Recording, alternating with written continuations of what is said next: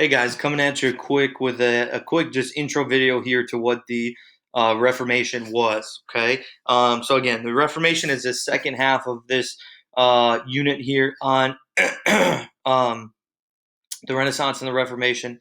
Today, I'm going to intro it, and then you're going to kind of look at what takes place during the different within the different branches of it, and then tomorrow we'll kind of review the Renaissance and the Reformation. Okay, so.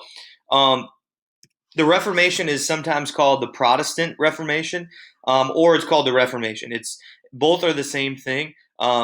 Protestant is just a certain kind of faith, a branch of Christianity that kind of branches off based on some of these beliefs. Okay, so again,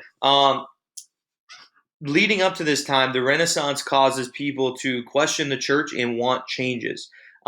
They find some pretty big issues that you'll read about tomorrow within the church, and so they want reform. And so different people come up with different ideas on how to reform the church, and that's where you get Protestant, Lutheranism, or Lutheran, Calvinism, the Counter Reformation. All those things come about because different people have different ideas on what the church should look like, and that's why Christianity has so many different forms of it, and you can see so many different churches that are called different things: Catholic churches and Lutheran churches and Protestant and Baptist and all this other stuff. Okay, so what is the Protestant Reformation? Well, it's a reform movement of the Catholic Church in the 1500s, and it was created by new Renaissance or humanist thoughts and ideas. All right. So why do we want people, or why do people want reform? All right. Well, they're sick of popes. Okay, popes were that position was created to be a moral example and to be the head of the church. And we know that popes and the church are becoming more powerful than kings. And so people were upset that popes were now more of political leaders than they were moral examples to follow. Okay.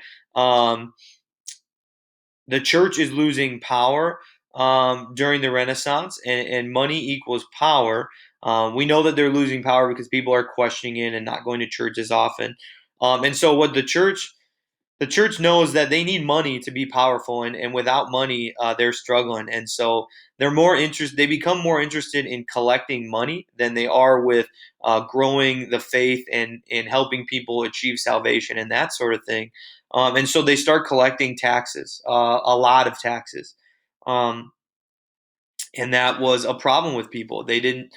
They felt like they were already paying enough, and they were really hurting people's lives because they were taking almost everything from them. Okay. Another big thing that people did not like within the church was what's called indulgences, and the church sold indulgences, and all that was is it was a get out of hell free card. Okay. The church kind of advertised it as, if you buy this, then you are certain to go to heaven. And obviously that goes against the faith. That's not something that is in the Christian Bible or that Christians teach. But the church was desperate for money, and so all these things are causing major corruption. Popes are greedy, and churches are greedy, and they're selling these cards that don't have any merit to them, and they're tricking people because um, people want to. The ultimate goal for people in Europe at this time is to go to heaven, and so they have some belief with that, and so people become upset with it. All right, and so they start to reform. Okay, these three guys kind of head up the reform movements. Okay, Martin Luther, which is the dude down here, okay, is the number one reformer. He kind of starts it all off. Okay, and he created the branch known as Lutheranism or Protestantism. And he was a former lawyer who began to study the church during the Renaissance. He began to question and began to study. Um, and what he did during his studying is he wrote down a document called the 95 Theses. Okay, he wrote down 95 things that he felt were wrong with the church, the Catholic Church, and he felt needed to be reformed. Um, and so what happens is he takes that and he legitimately nails it to the front door of a famous Catholic church in Germany at Wittenberg, okay, or Wittenberg, I think is how you say it. All right, so he nailed it right to the door. And it doesn't seem like that's that much right now, but it would be like if you went and you were upset with what our president was doing, and you went and you nailed a list of things that you were upset with on the front of the White House doors. Okay, because that's how powerful the church was. They were the leaders. They were the rulers. And not only that is it goes against society. Okay, it goes against everything that people really believed in. So it was pretty out there. Like people still, I know we're at the end of the Renaissance and people began to question, but there is a large majority of the population in Europe that still are very dedicated to the church. And so this was very out there.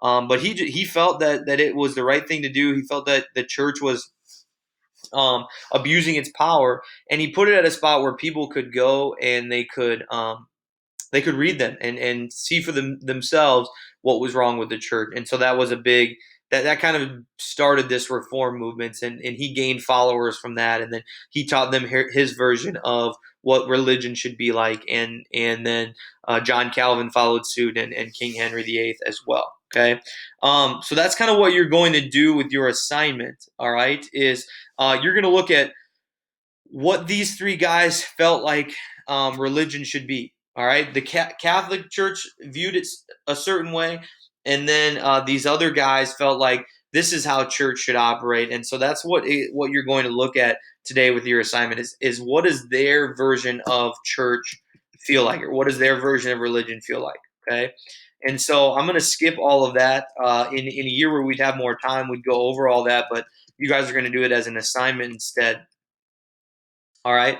And so those three guys, um, push their reform movements. They get their ideas out there. They're gaining followers within their church. They're gaining people that want to be like them and to follow their religion. And so the Catholic Church looks at these. They look at all these movements. They look at all these new denominations, and they can see that they're losing followers. And so the thing that they have to do, because they're losing followers, is they decide, all right, it's time for us to reform as well, because we're losing way too many followers, and followers mean money, mean donors, mean collecting taxes, and they just can't survive that. And so they say, let's reform our church as well to gain some of those followers back. And that's also on your chart, so we're going to skip that. Okay. All right. Obviously, again, we need to know the causes and effects of major events. That's extremely important. So, the major effect of the Reformation, the number one thing that it leads to, the major effect that it has is it creates many different churches throughout Europe. So, Europe becomes a much more diverse religious continent. Okay, before during the Roman times, it was all Catholicism. Even the Byzantines, it was all Catholic, and we know that they split, and there's different versions of the Catholic Church, but they all fall under this Catholic Church realm. And then from this, the Lutheran Church is created, and the Calvinists are created, and even we'll get to Orthodox down the line and different things like that. Well, Orthodox was kind of founded a little bit earlier. But all of these new churches are created, and it creates a much more religiously diverse continent. Um, Less religious unity because of all the churches. Okay, education grew because now we know that education isn't just based on what the Bible tells us, or that's what people in Europe now know. Okay, and so education grows greatly, and people start to go outside of just the church for education, and so new things are taught that way. The popes lose power because a big thing in the Lutheran Church and in the Calvinist Church is that they don't have popes. The Catholic Church is the only one that keeps the pope position.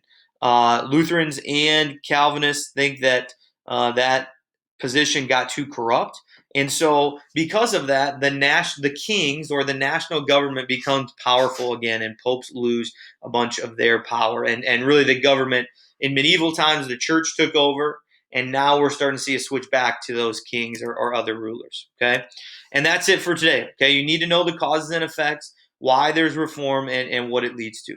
All right, good luck on your assignment, and let me know if you have questions.